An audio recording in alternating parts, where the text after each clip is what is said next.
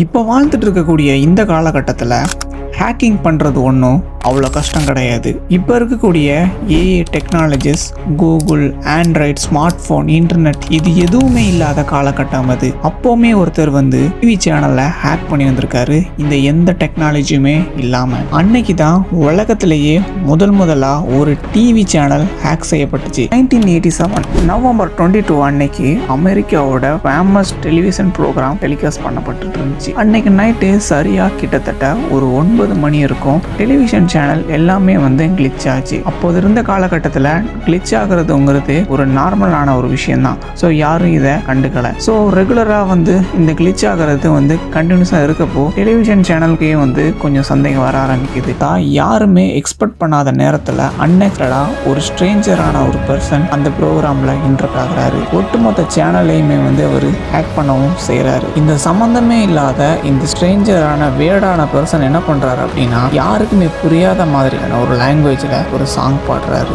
என்னடா இது நடக்குது அப்படிங்கிறத ஆடியன்ஸ் ரியலைஸ் பண்ணுறதுக்குள்ள டெலிவிஷன் சேனல் டோட்டல் கண்ட்ரோலையும் அவங்க பக்கம் எடுத்துக்கிறாங்க. ஒட்டுமொத்தமாக கிட்டத்தட்ட 20 செகண்ட்ஸ் வரைக்குமே இந்த ஹேக் பண்ணப்பட்டவரால் அவரோட ஃபுட்டேஜ் அங்கே டெலிகாஸ்ட் பண்ணப்பட்டிருக்கு. இதில் ரொம்பவே வியர்டான ஒரு விஷயம் என்ன தெரியுமா? ஹேக் பண்ணப்படும் போது இந்த வியர்டான ஸ்ட்ரேஞ்சர் பர்சன் என்ன பண்ணுவார் அப்படின்னா, மேக்ஸ் ஹேட்ரூம் அப்படிங்கிற ஒரு அட்வர்டைஸ்மெண்ட் கம்பெனியில் வரக்கூடிய ஒரு காஸ்டியூமை இவர் வியர் பண்ணியிருப்பார். இது என்னன்னா 90s 80s ரொம்பவே ஃபேமஸான ஒரு அட்வர்டைஸ்மெண்ட்.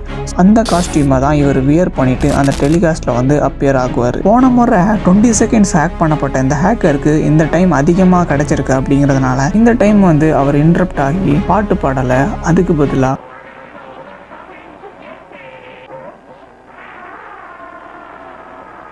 இப்படிலாம் கிரேசியாக பண்ணிட்டு இருந்திருக்காரு. ஒரு வழியாக பலகட்ட போராட்டத்துக்கு அப்புறம் 90 செகண்ட்ஸுக்கு அப்புறம் டெலிவிஷன் சேனல் ஒட்டுமொத்த கண்ட்ரோலையும் அவங்க பக்கம் எடுக்கிறாங்க. இந்த டெலிகாஸ்ட் கட் பண்ணப்படுது. சரி, ஓகே, யார் இவர், எதுக்காக பண்ணணும், எதனால் இதை பண்ணுறாரு, இவரோட மோட்டிவ் என்ன, மக்களுக்கு இது மூலமாக என்ன சொல்ல வர்றாரு, ஒருவேளை சீரியல் கில்லராக இருப்பாரோ, ஏதாவது இன்ஃபர்மேஷன் தர்றதுக்கு வருவாரோ அப்படின்ட்டு பலகட்ட ரிசர்ச்சில் நிறைய பேர் இறங்கினாங்க. இதுக்கப்புறம் கிட்டத்தட்ட அமெரிக்காவில் ரொம்பவே ஃபேமஸ் ஆகவும் பட்டுச்சு.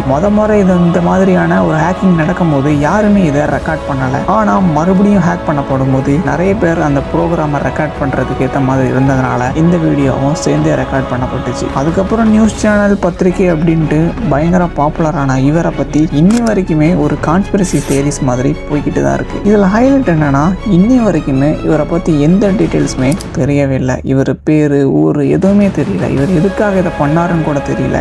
ஆனா 2010ல ஒரு அடையாளம் தெரியாத ஒரு நபர் 1987 ஹேக் பண்ணப்பட்ட அந்த டெலிவிஷன் ஹேக்கிங் பற்றின இன்ஃபர்மேஷன் என்கிட்ட இருக்கணும், அதை ஹேக் பண்ணவர் யார் அப்படிங்கிறது எனக்கு தெரியுங்கிறத பற்றி பப்ளிக்கில் ஒரு ப்ரெஸ் ரிப்போர்ட்டில் சொல்லியிருந்தார். பட் அவர் கொடுத்த இன்ஃபர்மேஷனும் அவர் கொடுத்த எவிடன்ஸ் எதுவுமே சரியாக இல்லாத அப்படிங்கிறதுனால ஒட்டுமொத்தமாக அந்த கேஸை க்ளோஸ் பண்ணிட்டாங்க. அவரோட எவிடன்ஸ் எதையுமே எடுத்துக்கவும் இல்லை. 1987 நடந்த இந்த டெலிவிஷன் ஹேக் தான் வேர்ல்டு ஃபர்ஸ்ட் டெலிவிஷன் ஹேக் அப்படின்னு சொல்லப்படுது. ஸோ இந்த மாதிரி இன்ட்ரெஸ்டிங்கான இன்ஃபர்மேஷன் வீடியோக்கு நம்ம சேனலை மறக்காமல் சப்ஸ்கிரைப் பண்ணிட்டு ஷேர் பண்ணி விட்டுருங்க. இந்த கிரேசியான வியர்டான பர்சன் பற்றின உங்களோட ஒப்பீனியன் என்னங்கிறத கமெண்ட்டாக சொல்லுங்கள். தேங்க்யூ.